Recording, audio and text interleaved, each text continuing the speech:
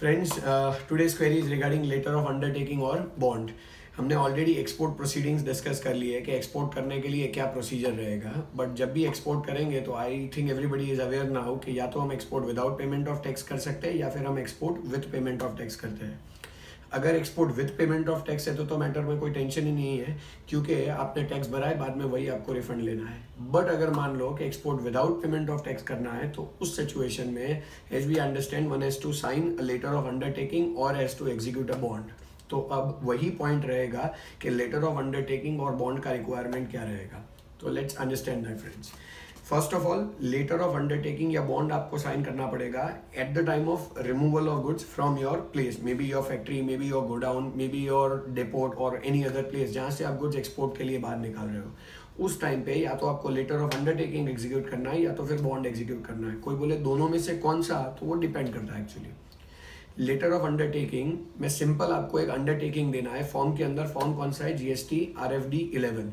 सो उस फॉर्म के अंदर आप अंडरटेकिंग दे दीजिए कि भाई ये जो भी गुड्स बाहर निकल रहे हैं वो लिमिटेड टाइम पीरियड के अंदर एक्सपोर्ट हो जाएंगे। बट ये अंडरटेकिंग का परमिशन सबके लिए अवेलेबल नहीं है। It is available only for specified SAC।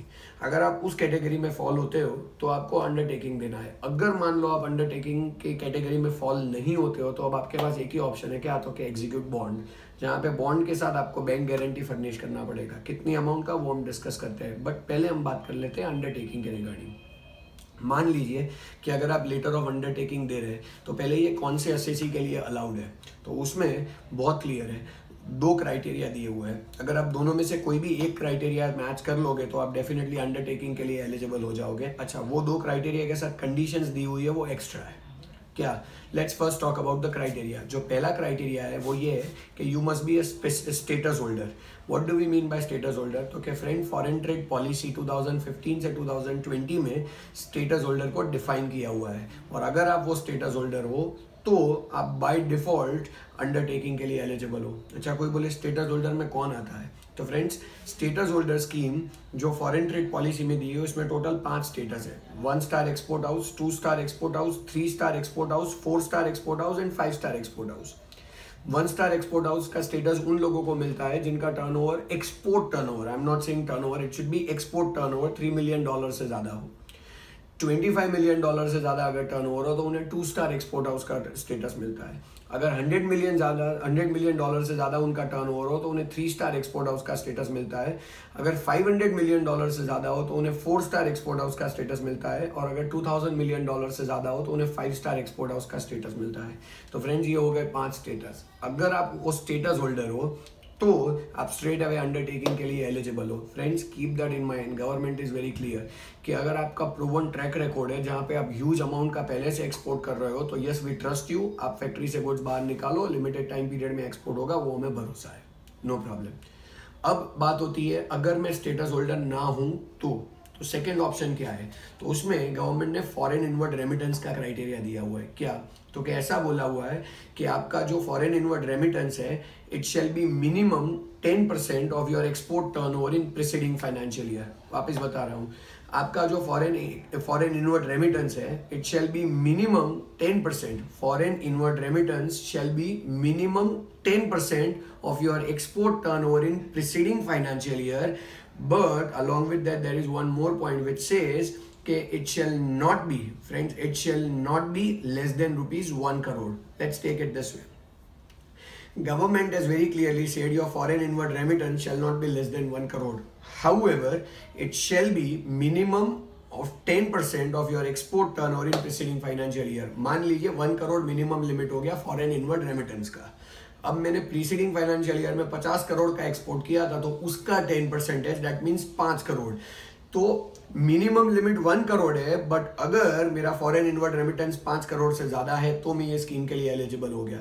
याद रखना है फ्रेंड्स, 2 चीजें हैं। एक मिनिमम लिमिट है, that is 1 crore foreign inward remittance का, प्लस जो एक्चुअल लिमिट है वो ये है कि प्रीसीडिंग फाइनेंशियल ईयर में जो आपका एक्सपोर्ट टर्नओवर हो उसका 10% अगर फॉरेन इनवर्ड रेमिटेंस हो गया है तो कोई प्रॉब्लम नहीं है।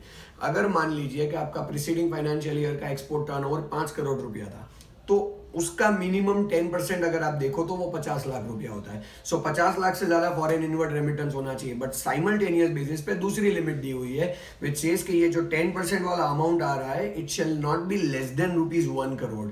सो फ्रेंड्स, मिनिमम ₹1 करोड़ का फॉरेन इनवर्ड रेमिटेंस हो जाना चाहिए, बट एक्चुअल कितना होना चाहिए, तो जो मैंने आपको बताया कि प्रीसीडिंग फाइनेंशियल ईयर में आपका जो एक्सपोर्ट टर्नओवर है उसका 10% तो एटलीस्ट होना ही चाहिए, जहां पे मिनिमम लिमिट 1 करोड़ का हो गया, तो 1 करोड़ तो होना ही चाहिए।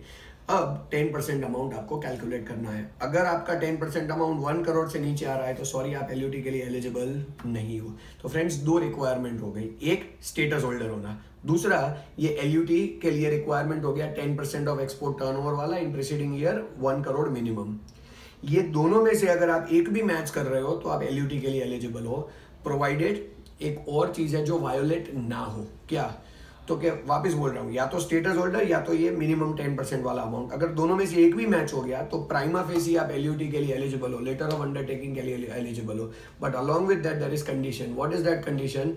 तो कि आप प्रोसिक्यूट नहीं होने चाहिए। प्रोसिक्यूट कहां पे? प्रोसिक्यूट नहीं होने चाहिए अंडर सीजीएसटी एक्ट और अंडर एनी एग्जिस्टिंग लॉ।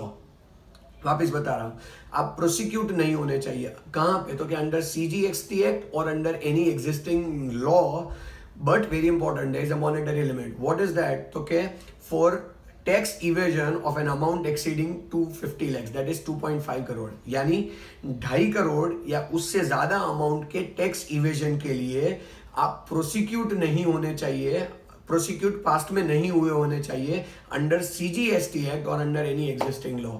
अगर मान लीजिए कि 2.5 करोड़ या उससे ज्यादा अमाउंट के टैक्स इवेजन के लिए आप सीजीएसटी एक्ट और एनी एग्जिस्टिंग लॉ के अंदर प्रोसिक्यूट हो चुके हो, तो उस सिचुएशन में आप एलयूटी के लिए एलिजिबल नहीं हो, फिर भले आप स्टेटस होल्डर हो।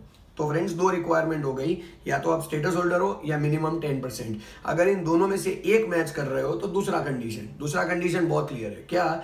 तो कि 2.5 करोड़ या उससे ज्यादा अमाउंट का टैक्स इवेजन आपने किया हो, उसके लिए अगर आप प्रोसिक्यूट हो चुके हो अंडर सीजीएसटी एक्ट और अंडर एनी एग्जिस्टिंग लॉ, तो फ्रेंड्स आप कोई भी एंगल से अब एलयूटी के रिक्वायरमेंट में फॉल नहीं होंगे।